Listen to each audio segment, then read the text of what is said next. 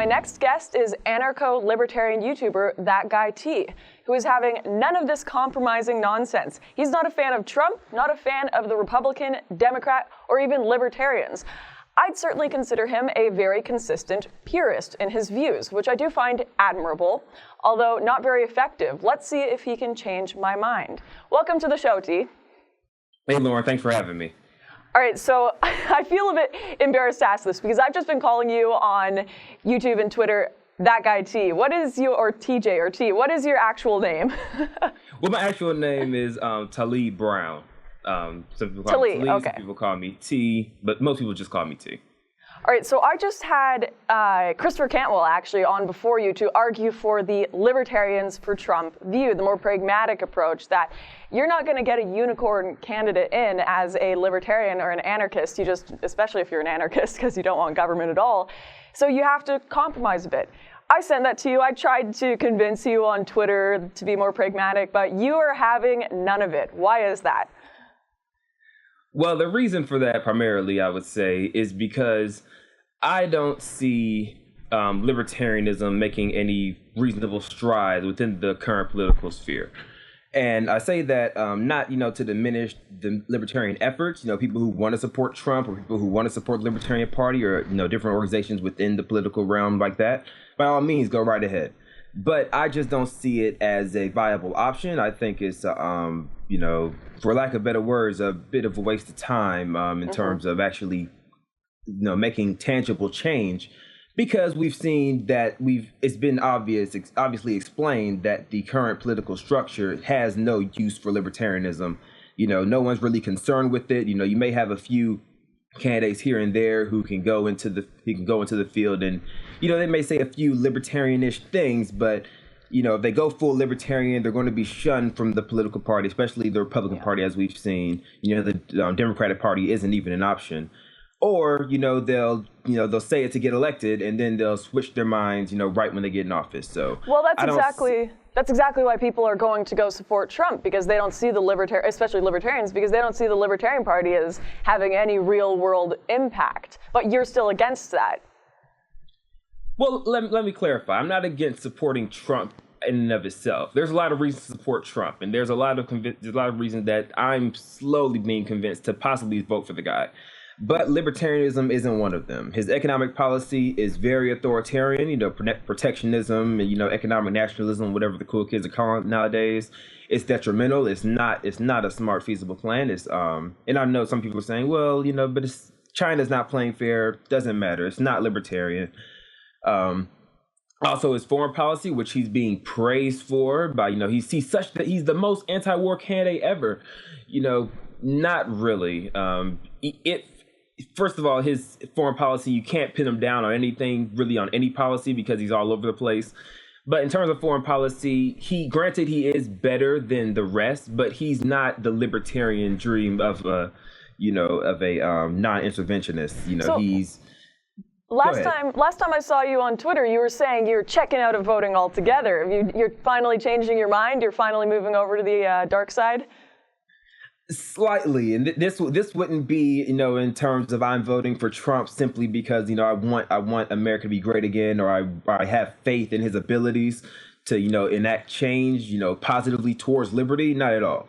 This would be simply a protest vote for the, huge uprise of the regressive left just to piss them off. And it's kind of like a troll vote. Well, that's exactly what you're seeing all over the place, is everyone is so disaffected and they're tired of it that they just want an anti-establishment candidate. But I want to go back to the main argument of the show, which is pragmatism versus purism. And for you haven't seemed to make a lot of compromise on your YouTube channel. You critiqued my borders video saying we've got to go back to the books and look at what the actual NAP, non-aggression principle is, and apply it to that, which I admire people being purists. I admire them sticking to their values, but it's a book club. You're never going to have any real effect in policy that way. Would you say that libertarians and the party altogether should just throw in the towel and join the mainstream? The non-aggression principle is a very, confined philosophy. Not a lot of people apply it. Not a lot of people believe in it. But I believe that libertarians shouldn't necessarily abandon it. I understand the compromise, the fact that, if you have to get something done, you may have to give up, you have to go against the non-aggression principle to actually shrink the size of government. But still, that shouldn't, take away from your root philosophy. I think once you deviate from that philosophy, and once you just say, well, we're just going to be the, pragmatic party, we're just going to work within the system, and just forget the non-aggression principle. I think that's when you start to leave more and more from libertarianism and just start to accept the authoritarian norm that is the current political structure. Yeah, and it's hard because how much do we compromise for a smaller government? The example that was used in the Lou Rockwell post, which I've referred to earlier in the episode, was you can have a government, or you can have a situation where you're being whipped 20 times a day, or a situation where you're being whipped 10 times a day. Which one do you pick? Most people are going to pick the 10 times, even though it both sucks, even though we did this here in British Columbia in Canada, where the Conservatives weren't going to win, but it was between the Liberals and the New Democratic Party. The Liberals were far less worse than the NDP, so everyone, even Conservatives, all voted for the Liberals because as much as they don't like them, it's going to be better than the other situation. Would you agree with that? You just kind of have to go with the best of the worst? Not particularly, and I am familiar with that section of the article, which I wasn't really a fan of because it sounds defeatist to me. The idea that you sound defeatist. You're saying the libertarians aren't going to have any impact.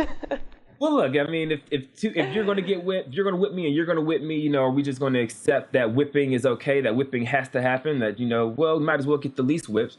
I would say no. How about we try to be the Harriet Tubmans of the world? How about we try to just say, no, I don't like you whipping me, so I'm going to go do this whole other option outside of these two. What's that other option? Currently two. Well, I say the other option personally is working within the market. Libertarians claim to love market innovations, capitalist infrastructure, just freedom of ideas. I say get creative. I say, start a business. No, not necessarily start a business, but even just work within voluntary means of achieving change, through that still doesn't get charity. rid of the government, though. It's still going to be there. You're still going to have that thing that sucks that you have to pick the best of the worst of. Of course, you can try and do your own thing aside from this authoritarian structure that exists within the market. But eventually, if people keep voting for it, even your free market area where you have your kind of freedom will be impeded by them because that structure just exists. You can't get rid of it.